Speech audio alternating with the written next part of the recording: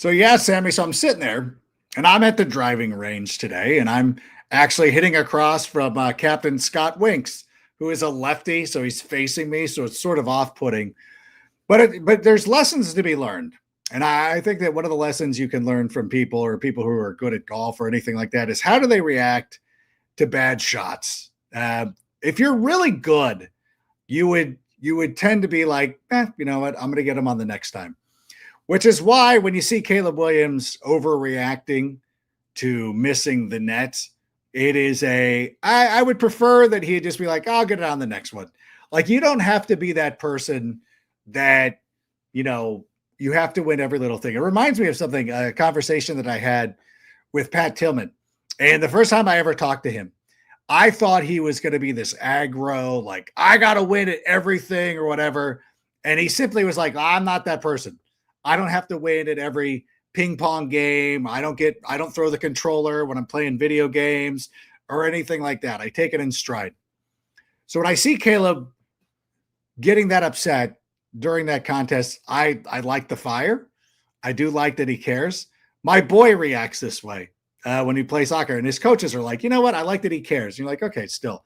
I would still prefer they handle it a little bit better. That being said, I did tweet out the one, and forgive me, I don't have the credit given. I don't have the credit on hand for the person who tweeted out Caleb Williams just drilling it. And you're like, hey, like, this video never gets to make the rounds. Nobody sits here and looks at Caleb doing well. Like, nobody will sit there. Like, you will sit there. If you were watching me at the range, and I know that Captain Winks was today, I had to hit like 50 great shots with my 54 degree in a row. And then you hosel rocket one, and that's the one everybody does. But you know what? I didn't overreact. I just moved on. And speaking of moving on, Sammy, let's start the show. Turn up your volume. Because you're about to listen to The Sick Podcast with Adam Ray. It's Hester trying to work it back to the middle. Gets past the first wave, and here he goes. It's Hester inside the 30. Hester's going to take it all the way for a touchdown. And no flag, 92 yards. The sickest Chicago Bears and fantasy football podcast. Sports entertainment like no other. It's gonna be sick. It's Wednesday night. You know what that means? And it's time for Take It to the Rank. A great night in sports. Not only do we have AEW Dynamite coming up, the Challenge. I forgot. I'm a couple episodes behind. I'm going to be binge watching the Challenge tonight. So there's a lot of good stuff coming on. The Tape Never Lies Network also coming up in about an hour or so. I don't know. Anyways, and the Bears are coming off one of their most intense practices in quite some time. Interesting that there are people taking a victory lap saying, like, Matt Nagy did the same thing in 2018. And you're like, yeah, the year that they went to the playoffs and won the NFC. No, yeah, okay, cool. I love that. So here to break it down is our guy who's always at practice from CHGO, also a Walmart pitchman. What's going on? The great Greg Braggs. What's happening, buddy? Yeah, I appreciate that you were able to move around my schedule to work it in. I have a lot of things going on with Walmart and all the other Hollywood things that I have. So right. I did make time for you. You're a good guy. So I just figured I'd carve out a little time to come on and talk some Bears with you. I figured it was eventually going to happen that you were going to get to be too big league for this show. And that's understandable. Between my Hollywood career and then my golf game, those two things, it's really hard to fit the Bears in between all that. I want to talk about the 83 here at some point, but I do want to talk about the practices real quick. While I just mentioned it a moment ago, I know that you missed the practice and you're bumming out about it, but what was that? I know it was 2 days ago now, but what is the word on the street after that intense practice by the Chicago Bears? Well, I'm not surprised by it at all, because what we've seen even before Tuesday's practice was the first 10 practices all the way to Family Fest on Sunday. They had 5 of 10 padded practices. Yeah. And if you talk to Lance Briggs or Jerry Zuma or anybody else, or Corey Wooten, guys that we work with at CHGO Bears, they'll laugh at that because back in the day they would have 2-a-day padded practices. Right. Briggs said with the Dick Duran era, they had 26 straight days of 2-a-days. Ooh. And with Lovie Smith, I think they went on a 14-day straight 2-a-day padded practice. So like we are so far removed from the old school way of getting ready for a season that now it is celebrated to an extent that a coach will put pads on 5 of 10 practices to start a camp. Whereas these guys are looking at it like, come on, this is child's play. But if you look at it through the lens of the new era of the NFL, and it's not just the Bears, we haven't seen this. And Montez Sweat talked to Stacey Dales and Brian Baldinger yesterday, and he said he had never been a part in his 8-year career, had never had this many live sessions at training camp to date. And so that speaks volumes to me because it's like, okay, that's not even just including Tuesday, which obviously was a knockdown, drag out fight between the offense and defense. That is the totality of what we've seen at training camp here so far. So Montez Sweat, a veteran, is sitting there. He's not blowing smoke. He's telling you the truth. And this is what I've been seeing. And I do believe when we talked last week, and I'll say it again in case I didn't, but it has felt like Lovie Smith, Bourbonnais vibes at training camp. It really has, just from the standpoint of how hard they are practicing. And it is noticeable. And we just really haven't seen it. And when, you ask Kyler Gordon and some of the other players, a couple days ago, like, hey, how many live practices did you have under Matt Eberflus? They said none. So it's not really like a slight at Matt Nagy or Matt Eberflus. It's just showing you how Ben Johnson is approaching this. And I just got to think, I'm sure he has a certain mentality and his own personal identity, but I just have to think he really took a page out of what he learned from Dan Campbell and the identity that they built in Detroit. 100%. Was Brian Flores the head coach when he was in Miami as well? Was that his guy? I mean, you're the research guy here. Samuel, look it up. Samuel will look it up. He'll look it up. It surprised me nonetheless. I think that it's part of that coaching tree, so to speak. But Ben Johnson did take an opportunity to address reporters this week, talking about those hard practices. Sammy, let's take a listen to that right now. This will be our last formal install offensively and defensively. So we got a little short yards and goal line going in today. It will be a good physical practice. I know we toned it down a little bit for our guys yesterday, get their legs back underneath of them. And then we'll have a good one here today, player day off tomorrow, and then we'll be on to Miami. But this is a big one for us, changing it from morning practice to noon and be a little bit hotter out there, and really expecting big things here from our guys. That's another thing I would like to see them do, is have some more of the practice being in concert with the game time. That is a thing. Like when we were playing in our AYSO tournaments, months ago, feels like months ago.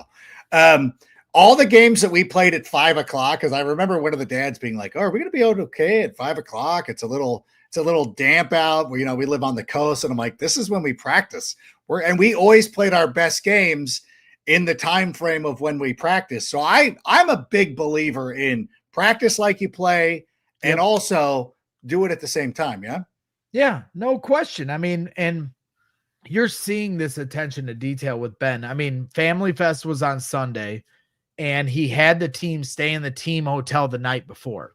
Yeah. And there was an intentionalness to that, like, hey, let these guys learn the process of what the night before a game day is. We're going to be in the stadium at Soldier Field on Family Fest on Sunday. So now I'm going to simulate what it's like to go to the team hotel the night before, what it's like to take the team bus into the stadium the day of, get on the field, get set for your day, simulate a practice. And so there's just so much intentionality to what they're doing, if intentionality is even a word. So I just made it up, and I'm happy to do that. So now we get to Tuesday, and Monday squeezed in between. They had a beach day. So he's throwing, he's throwing a change up on it. Like, okay, Sunday defense dominates. Family Fest at Soldier Field. Offense finishes strong. Monday, let's take them to the beach. Tuesday, let's have them have a knockdown, drag-out fight. And if you heard from the players, it really wasn't the plan to go live for all 2 hours of practice. But as one of the players put, I believe it was Tyreek Stevens, said, well, once we turned the switch on, you couldn't really turn it off. And I'm pretty sure somebody said there was tackling during 7-on-7 periods. Yeah. And if you listen to anybody that's covered training camps all across the league, there is never tackling in 7-on-7. So that gives you a little idea of just how intense these guys were getting on Tuesday, getting calloused up, getting ready to hit another team. The Miami Dolphins come to Hallis Hall here on Friday for a joint practice before they play each other for a preseason game. So I just think that there is just such an intentionalness to what Ben Johnson is doing. And he understands, okay, this is my last day of installs. Now we're going to start getting into game week mode, and we're going to start building up towards the regular season. I'm going to simulate what it's like going to the team hotel. I'm going to simulate, as much physicality as I possibly can before the bullets actually start flying. And so I just continue to say this, there's a lot of questions with what this Bears team could be. Yeah. But everything you're hearing around Hallis Hall, anybody that works within that building, it really does feel like they've hit a home run with Ben Johnson. And he's got to coach a game first. We understand that he has not coached a regular season game yet. But at the same time, with what you're seeing from a process standpoint, the team isn't completely ready to hit the ground running and win a division yet. But what you're seeing is a coach that knows what he's doing. It certainly do you feel that though? Because you hear that a lot. People say that a lot, is that Ben Johnson's holding them accountable. Ben Johnson's paying attention to detail. Are you actually seeing that, or is that just some buzzwords that people are throwing around? No, you're 100% seeing it. I mean, the biggest example, obviously, is Luther Burden not getting lined up properly, and he pulls him out of that team drill. And as he pulls him out and sends him towards, Antoine Randall, he's staring daggers down Luther Burden as he's walking back to the, backside of the, where all the players are standing as the team drills are still taking place. So you saw that in that moment. You've seen certain situations, first week of camp, they couldn't get lined up on a couple plays properly. He kicked the entire first team out. Forget just an individual in Luther Burden who's really stood out since that day occurred where he got taken off a team drill. So he has continued to show that he's putting his money where his mouth is, and he has shown that he's going to hold this team accountable. This stems back to minicamp and OTA where he comes in and is tough on Cole Kmet about not getting lined up properly, not doing his assignment properly. And that's the second day of minicamp. Now we fast forward all the way to training camp, and he continues to show, walk the walk and talk the talk, or vice versa, I should say. So, none of it guarantees anything, but it is the breadcrumbs that lead you to believe that this is tangible and something that will work going forward. Yeah, you love to hear that, and you hope that it is something that is going to be moving forward. A big thanks to Sammy, who went out there and found this. When Flores became the head coach of the Miami Dolphins, he actually let go of Ben Johnson, who was the wide receiver coach at the time. Obviously, Johnson has done a great job of destroying Minnesota here at now you know why. That's right. Now what Sammy put it out there, it makes sense. It's why that when I would play fantasy, anytime the Lions were playing, you would start obviously you start Amon-Ra St. Brown and Jahmyr Gibbs every week, but you're like, I might stream Jared Goff this week, or I might stream Jamison Williams or anything like that. And speaking of which, you can win fantasy leagues or you can own it. Too many fantasy champs walk away with a plastic trophy and a sad little group chat. GG, that ain't it. This is Crown Champs, baby. Custom championship crowns, rings, scepters, robes. You don't just win, you rule your league. And sure, your buddy's hosting a draft party at Applebee's again. Meanwhile, Crown Champs is throwing draft parties on party buses, rooftops, even freaking yachts. Yeah, fantasy football just got royal. Sign up for the Hall of Champions subscription. Designer level gear starting at just $2.99 a month. That's less than your league mates spend crying into their chicken tenders. Don't play like a peasant. Get crowned like a champ. Hit up crownchamps.com. That's crownchamps.com and tell them Adam Rank sent you. Promo code RANK15, save 15%. And it is something that you want to be a part of. Crown Champs, they do such a great job. People, Captain Scott Winks was asking me about it today because I'm like, hey, buddy, I got something for you. I had a hat for him. And he's like, oh, is it a crown? I'm like, dude, you can go and get your own crown. But at the same time, go to crownchamps.com. I want to talk about Caleb Williams, though. I mentioned him at the top of the show, talking about, obviously, I don't know if we need to call it Netgate or whatever it is. Okay, he missed them at hilarious. I mean, I've seen Fran Molinari like dribble one off the tee at Pebble Beach, and it's that, I guess, makes news because we don't expect it. But Caleb seems like he's in good spirits. He sat down with NFL Network this week. He said it was fun learning from Ben Johnson. So, Sammy, can we take a listen to that real quick, please? Give me a long play call. Ooh, Give me an example of I can't. I don't want to give up my tricks in the it's not a trick. words, It's not because some of the words we actually use on the when we get up to the line. Oh, you got formation. You got. So we'll go a motion. We'll go a formation. Yep. You got and then protection? we'll go motion, which is sometimes a shift or a motion. Okay. And mainly shift. So we'll shift, and then we'll have the formation, then we'll have the motion, and then we'll have the protection, and then we'll have the play, we'll have a kill, or and things like that, and then another play behind it. And a tag. It's fun. It's all right. It's fun. What has he been looking like? I know that there's been a mixed bag of reviews. We're not the most objective people, but what does Caleb look like?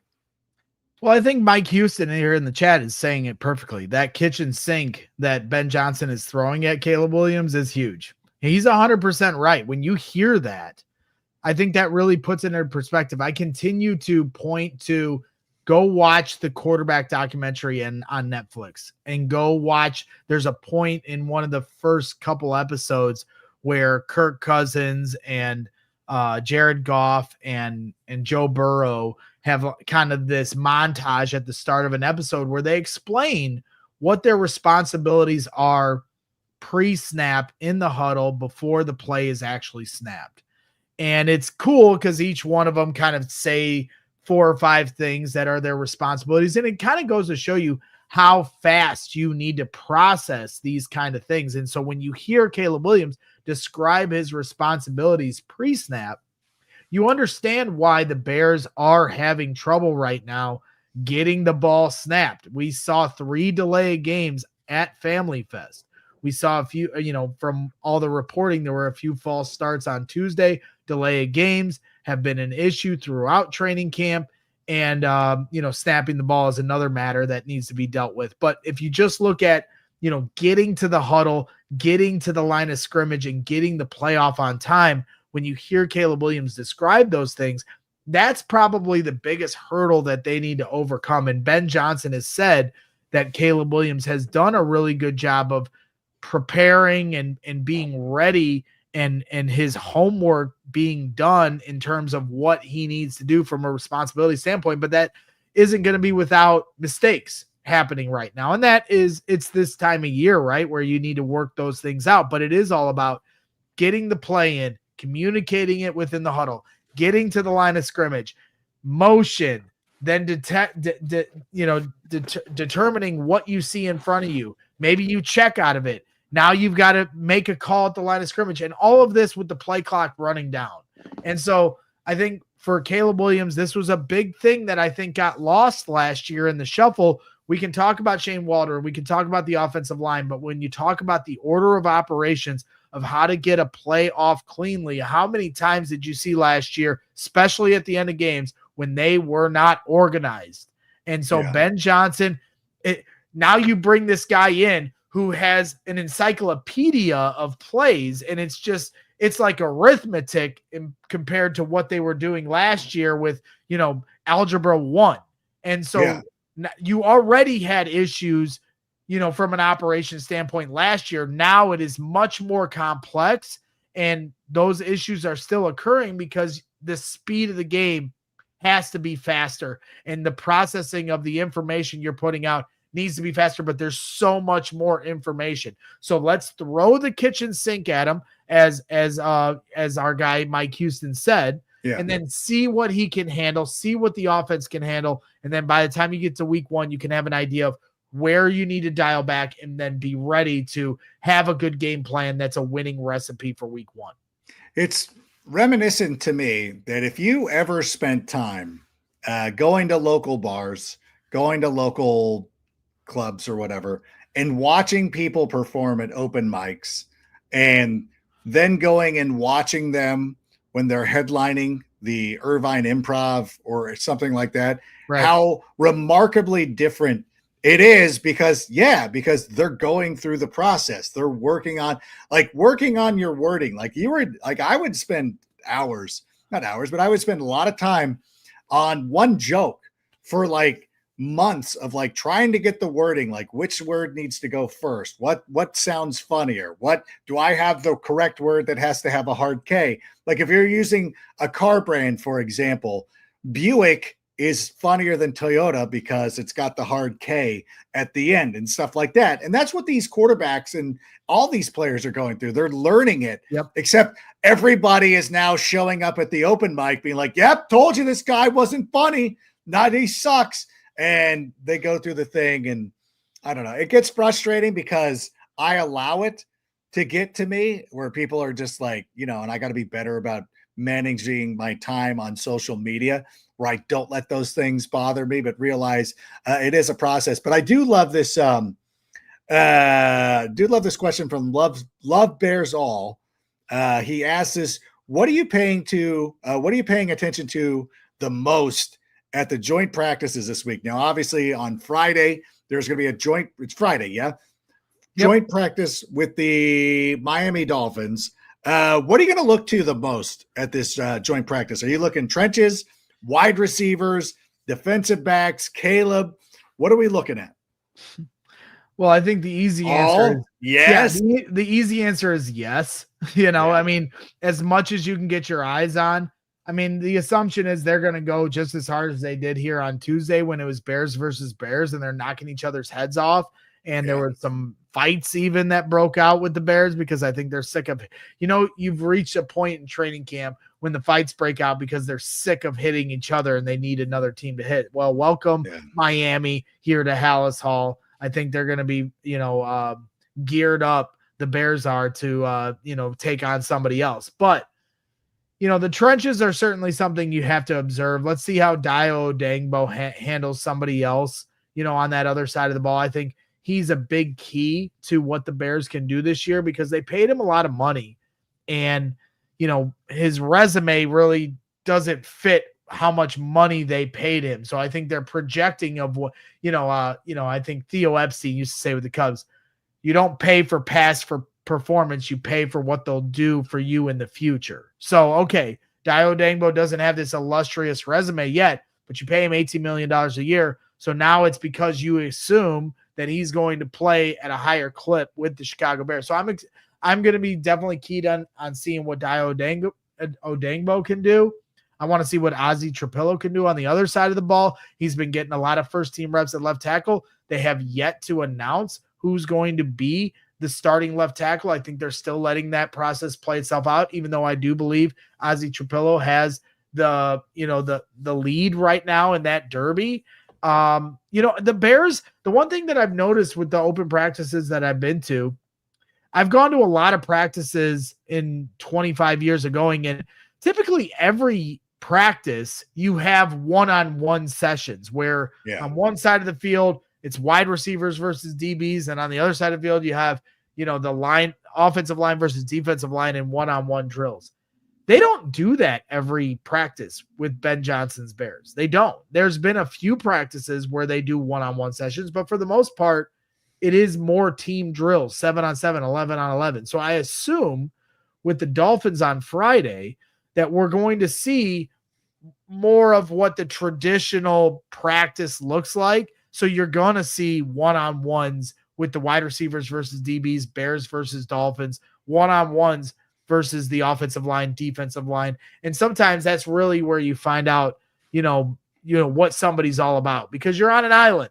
It doesn't matter what position you're talking about in those one-on-ones. Yeah. You're on an island. It's all about you versus the guy in front of you, and talent versus talent. Who's going to win? You don't have, if you're Ozzie Trapillo, you don't have Joe Tooney standing next to you to bail you out. So you find out, Colston Loveland, he's had some really nice one-on-one reps in blocking. There has not been many, at least from the practices I've been to. But let's see how you do now in one-on-ones against the Dolphins, who, are not your teammates and are trying to work through you and blow by you to get to the quarterback. So I think those are going to be the biggest things that I look for. And then obviously, we all want to see the Bears and Caleb Williams, and the offense, because that's all anybody cares about. And I understand why. The Bears have never had a good offense in my 40 years of being a Bears fan. Oh, stop. Well, I mean, except with the exception of 2 years.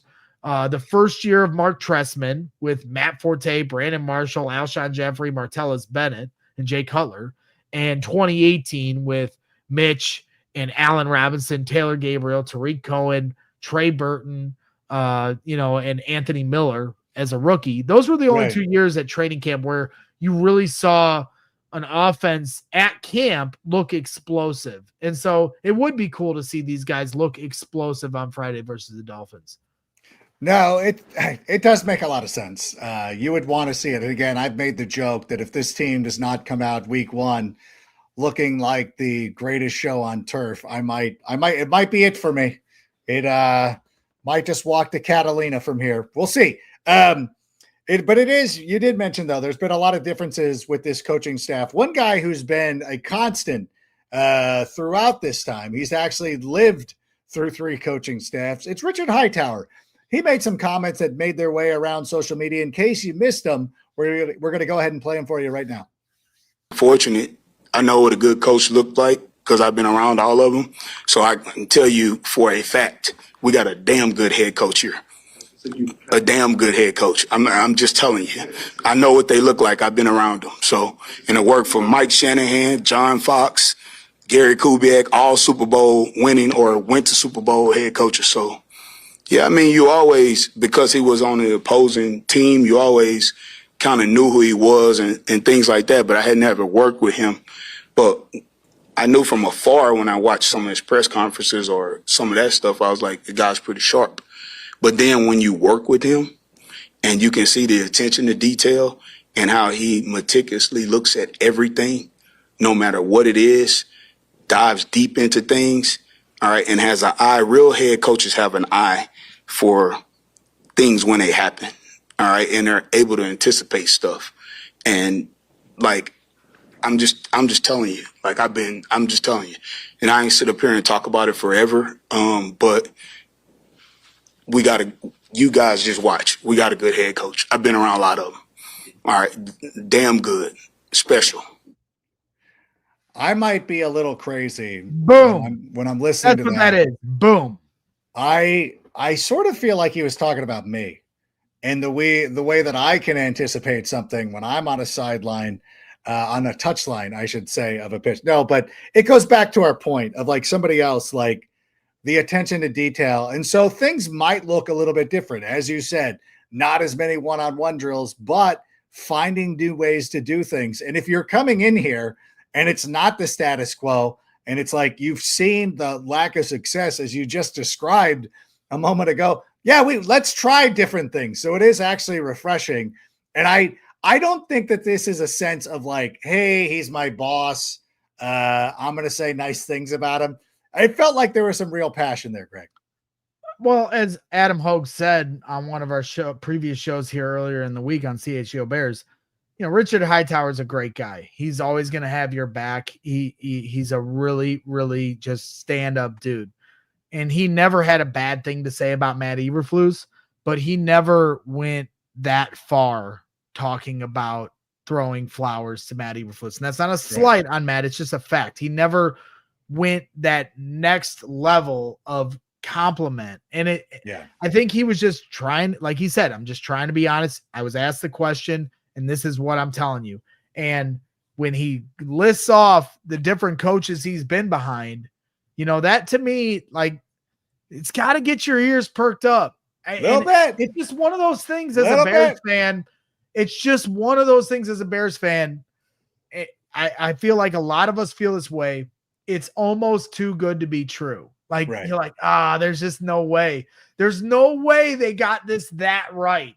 But from everything getting it so wrong for years, we're bound to get it right eventually. Well, I mean, hey, man, the Cubs, who are melting down right now, if they can win a World Series like they did in 2016, then anyone can do it. Okay. I've said this a million times. Like, if the Cubs can figure out how to finally get over the mountaintop, then so can the Bears. And maybe it is one of those moments where everything fell into place. Yeah, they probably should have got rid of Eberflus a year earlier, but because of fate, it all seemed to work out where Ben Johnson now becomes the Bears head coach. And this guy is that Kyle Shanahan, Sean McVay vein.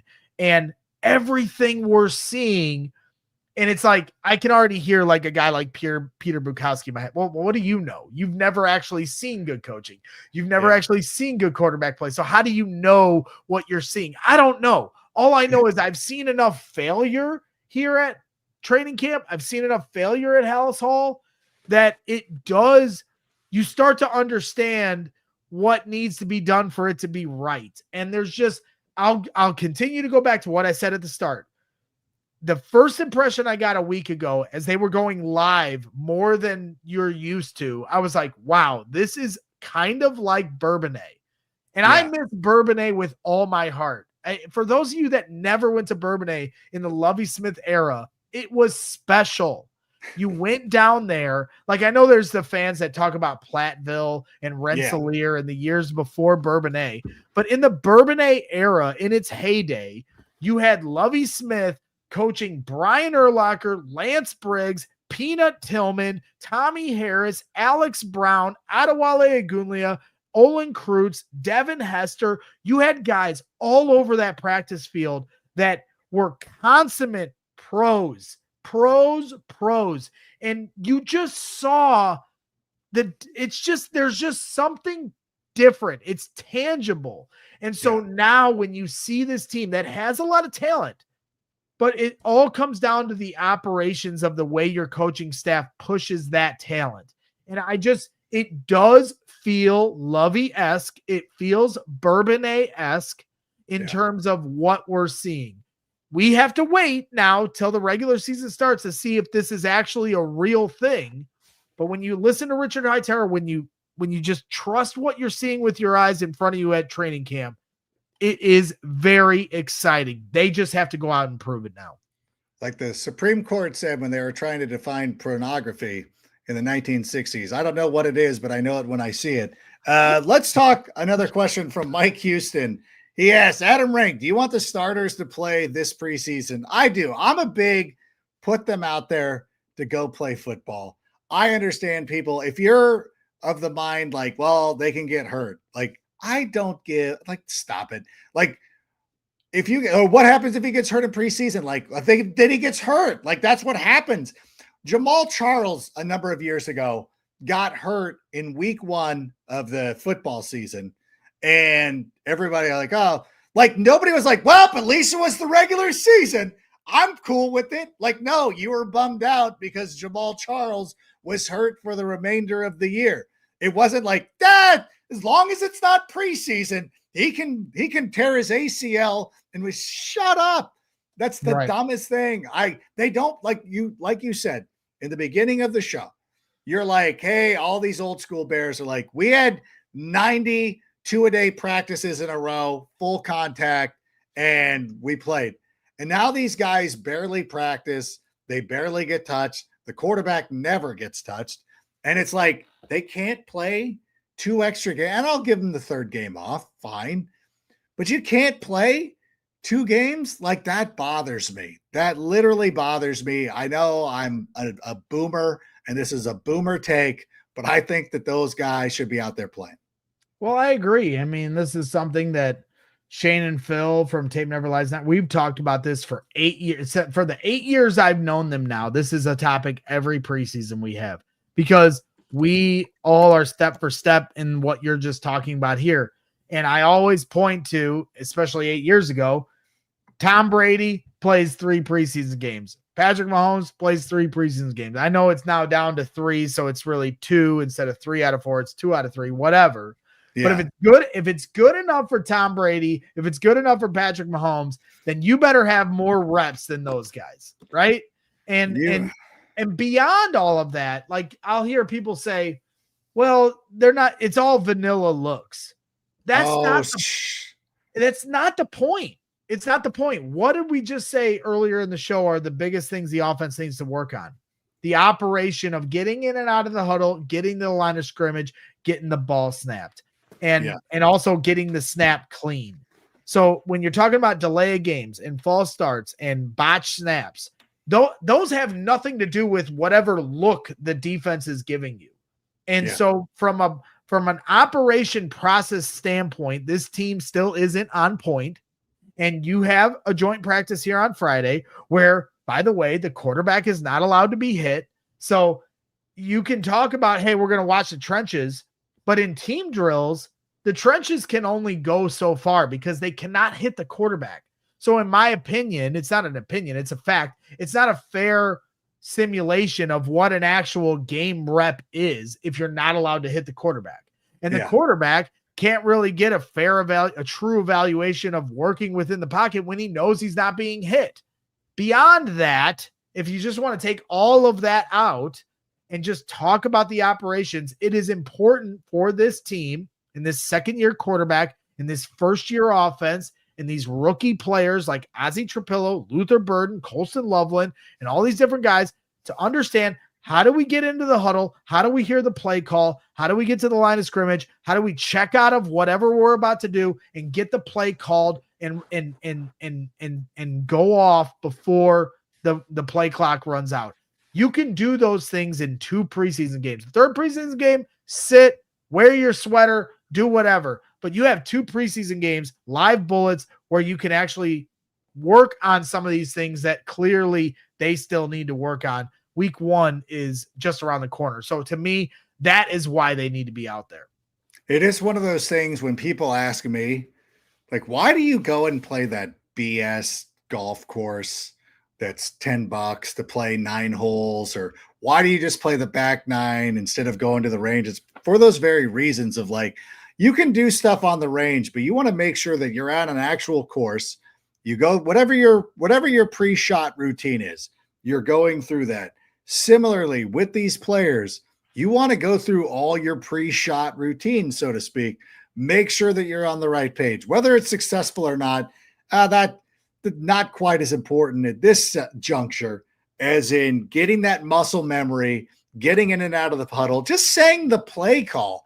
It does you no good to sit on the sidelines with your hat on, listening to the play call. You need to be out there with the crowd, verbally saying that, even if you hand the ball off 9 consecutive times, just getting the team to the line of scrimmage and saying that is worth it more than sitting there in a t-shirt and just not doing anything. Kyle had a great comment here. Caleb needs to trust himself more. He seems worried about having a bad game more than trying to have a good one.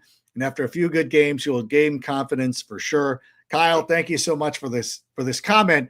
I don't necessarily agree with that, because anybody else gets celebrated for, like, hey, this guy protects the football.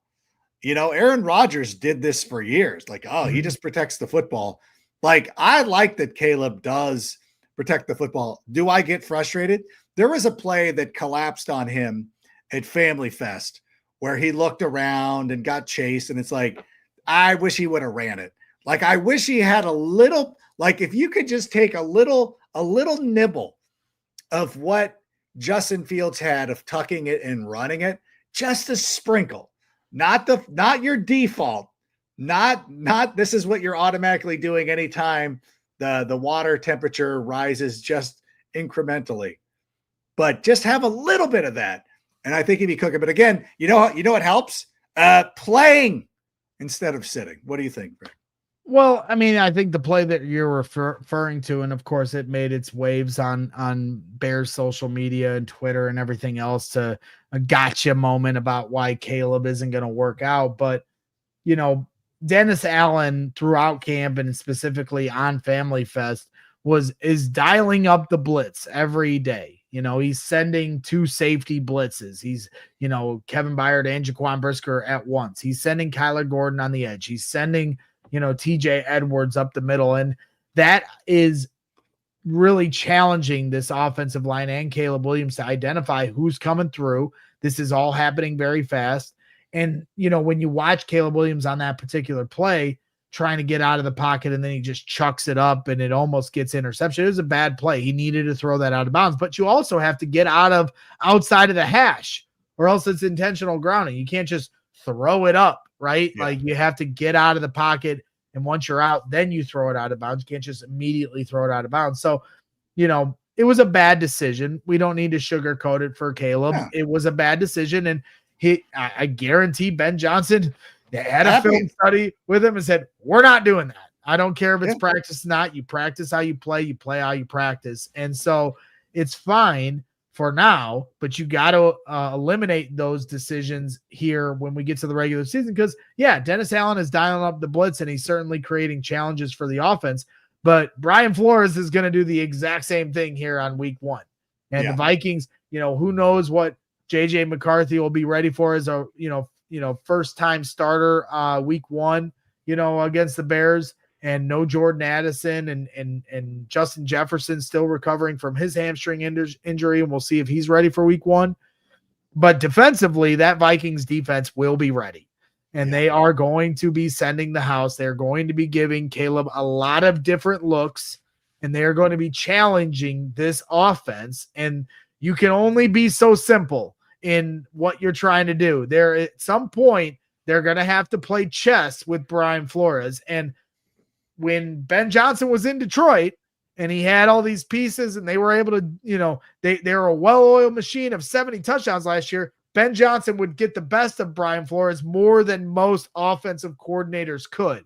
But now as Ben Johnson, you're running an offense in its first year and a quarterback in his second year, first time under you. And there's just so much newness to this that they are going to be challenged, and you have to be ready for those moments when, the Minnesota just has your number, and you can't make that mistake just throwing it up for grabs. No question about it. No excuses needed, but that's why you practice right now.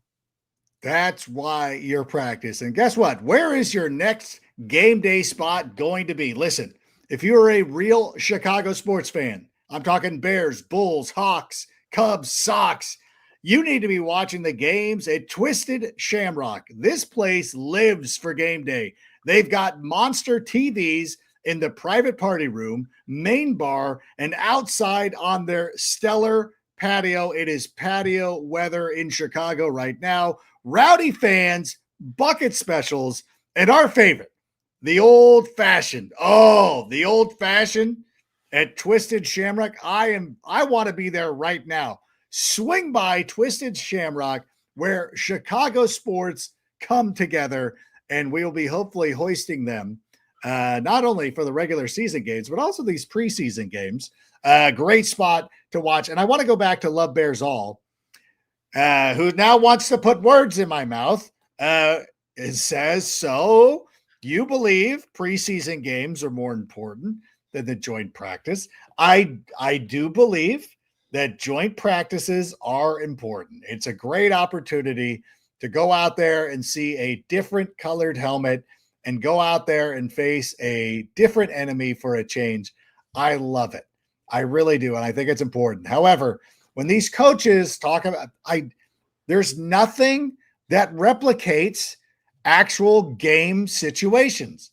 Staying in a hotel the night before. How do you arrive there? How do you put on your uniform? Walking to the field.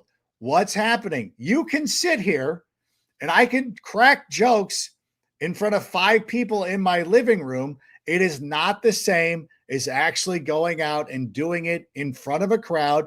And NFL preseason games are not like regular season Angel games where there's nobody in the stands. There are fans, there's commotions, there's things that you cannot control. There's referees making bad calls. There's somebody heckling you.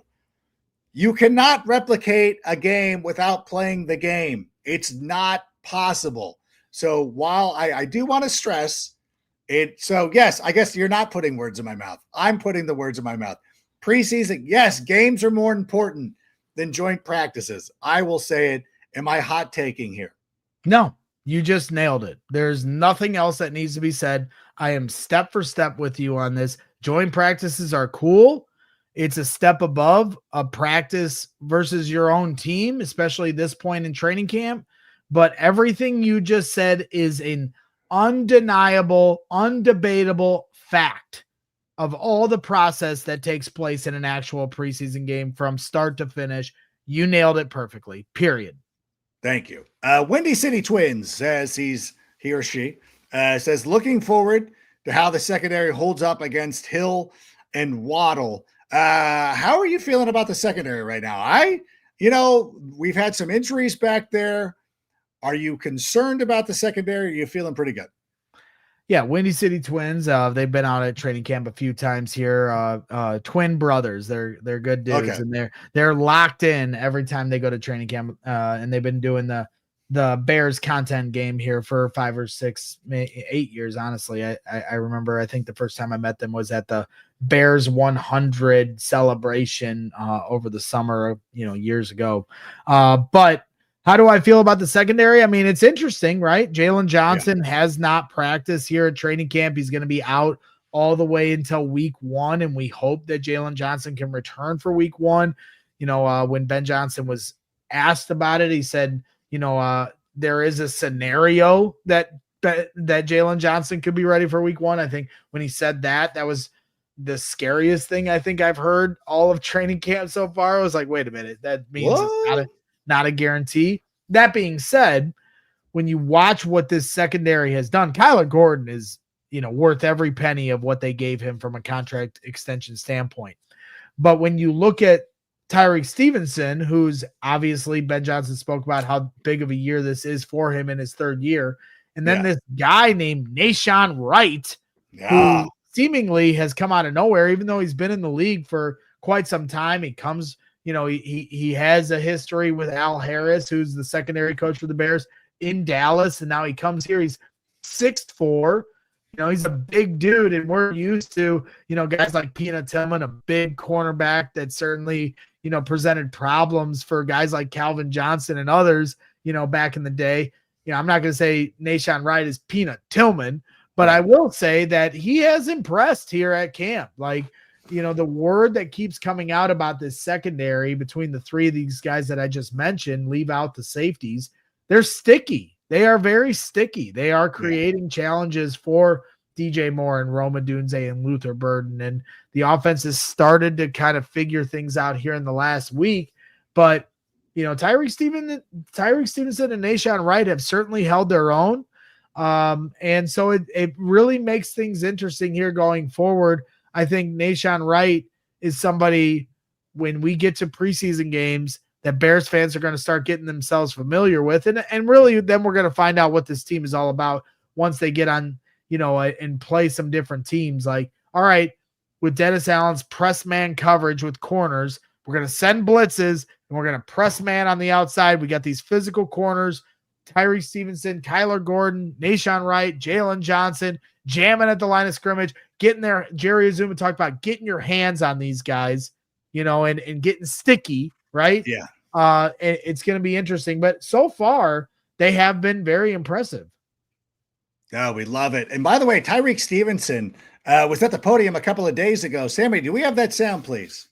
practice like every day. So we want to let you know we better than you. We want to let you know every time you line it up, we gonna rock and roll with you. I told one of the rookies there, I said, I think that's the most we ever like hit while I was being here, but it felt good. We working. We putting money in the bank every day. This league don't know what's coming for them because we put in daily deposits every day. Competition all over the board. Everybody's position is pretty much up for grabs, as they say, because at the end of the day, the best man need to be on the field to make sure that this team win. Because I've been coming in, putting in daily deposits every day, meeting with the coaches extra, coming in early, doing anything I have to do to, prove to this team and to these coaches that I'm the guy for the other side. That's really the message that is getting portrayed to me. Just learning how to be a pro, how to go about your business every day, and pretty much controlling my personality. Sometimes you got to tone it down, sometimes you got to let it explode, but at other times it has to be at the right level, and that's what I got to learn to do to be a part of this team. Every year is a big year because, this is a one-in-a-lifetime opportunity to come and play in the NFL, and every down counts. So every year is a big year, every down is big to me. I'm on an island, cover 3, if certain formations show,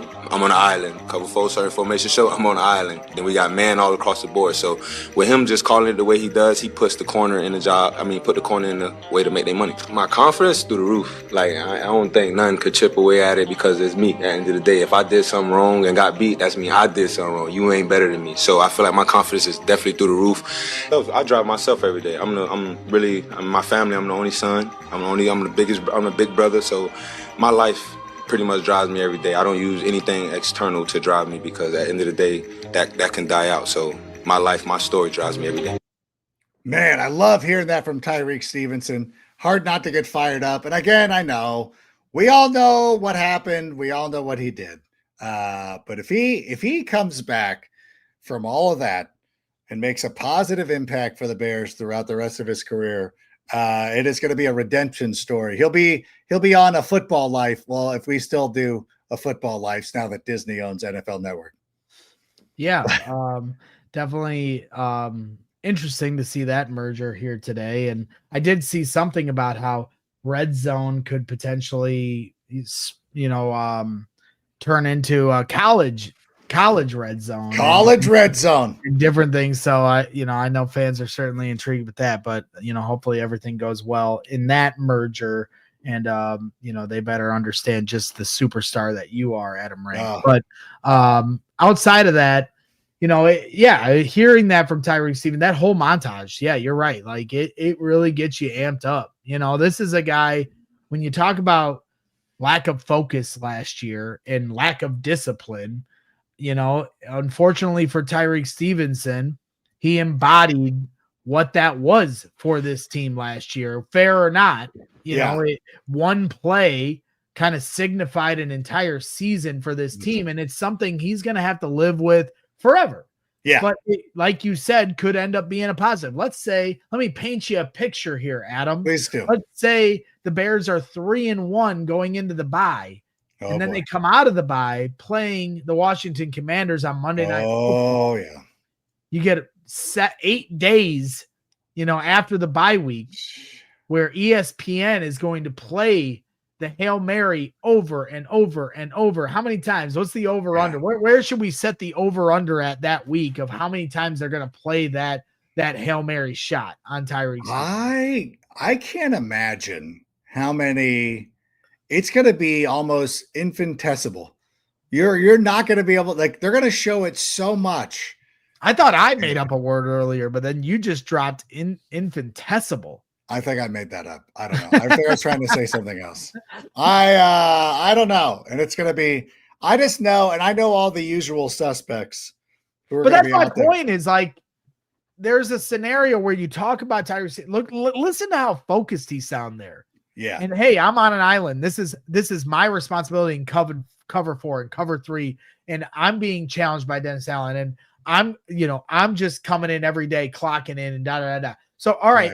Let's get to the regular season. Let's let the bullets start flying. Let's get to week 5, week 6, when they play the Washington Commanders. And if the Bears got a little bit of momentum working, hey, go ahead and play that play 500 times that week.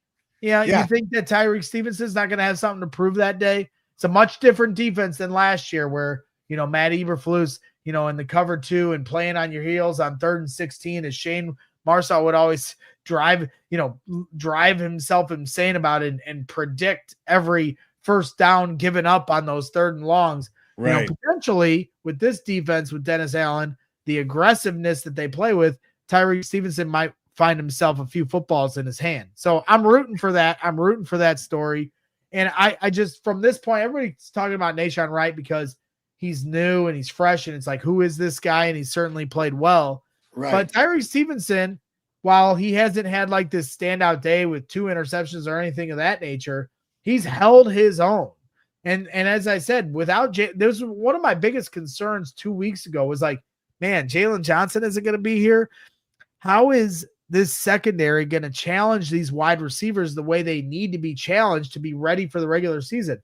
Well, so far, Tyree Stevenson and Nahshon Wright have brought that challenge to this offense. So we'll see what that means in terms of how that translates for the regular season, but that's what we're seeing so far.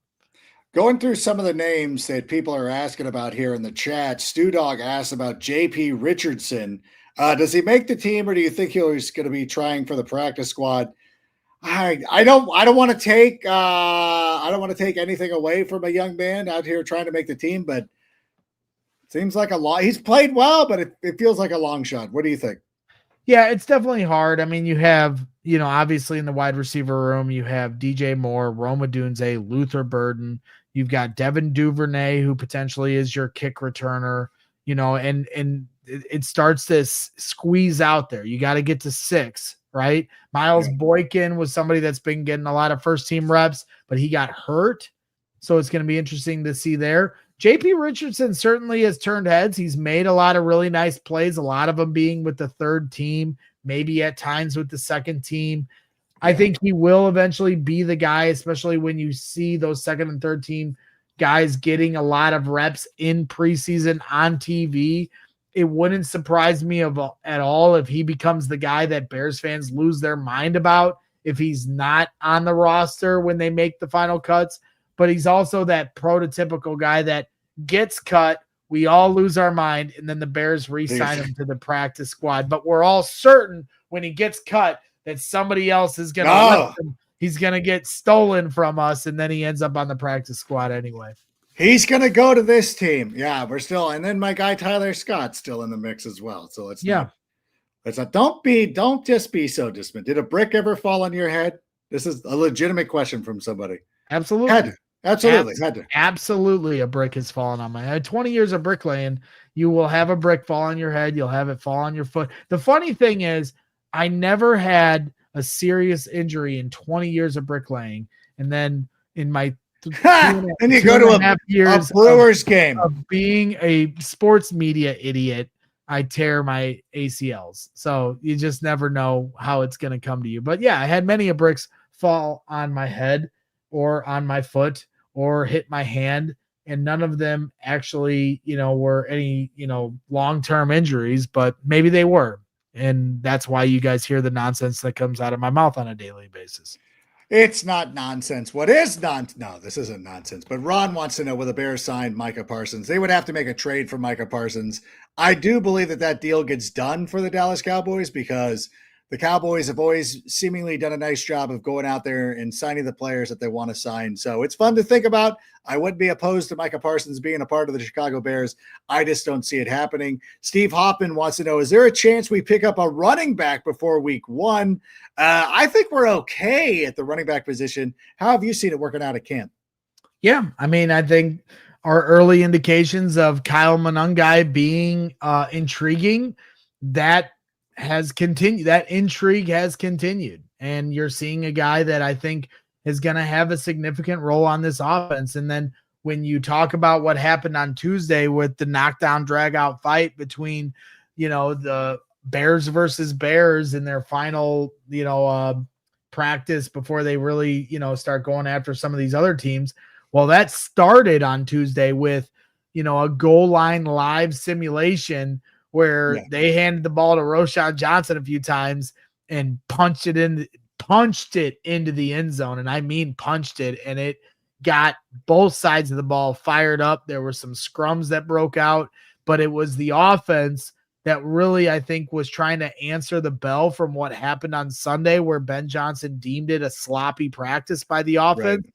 They come back on Tuesday and hit the defense in the mouth to start practice. And that included Roschon Johnson on the goal line. So you got your goal line back, at least the way they tried to assert him on Tuesday. You got Kyle Monungai, who certainly I think has made a really good impression with his coaching staff. And then I think DeAndre Swift will continue to do what he does. And I'll continue to point out that when Ben Johnson had DeAndre Swift in Detroit with Jamal Williams 3 years ago, 4 years ago, whatever it may be, they were 11th in the NFL in rushing. So he knows how to utilize DeAndre Swift, even if he's not Saquon Barkley.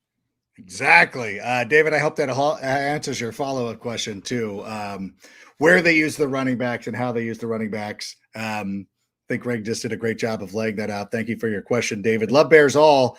Back again. Is Don Robinson having another mirage of a training camp, or is he really going to contribute this season? I pull for him so much, but yeah, I need to see it in a game, like a real NFL game. I agree. Ben Johnson highlighted him coming out of OTAs as, Mark Carman asked, who were some of the standouts, and Dom Rob was one of the players Ben Johnson named. I don't know. I'm not going to keep going down this well. Like, at some point, Dom Rob's got to prove it himself. He looks fine out there. I'm not going to, make some overture, of what he's done at training camp so far. It's the trenches are the hardest thing to evaluate at training camp when they're not hitting the way a live simulation game is. So, yeah, like you said, make some plays in the preseason, then we can talk. And brother John Gray, Sweat, Dexter, Jared Odangbo, are we going to blitz a ton?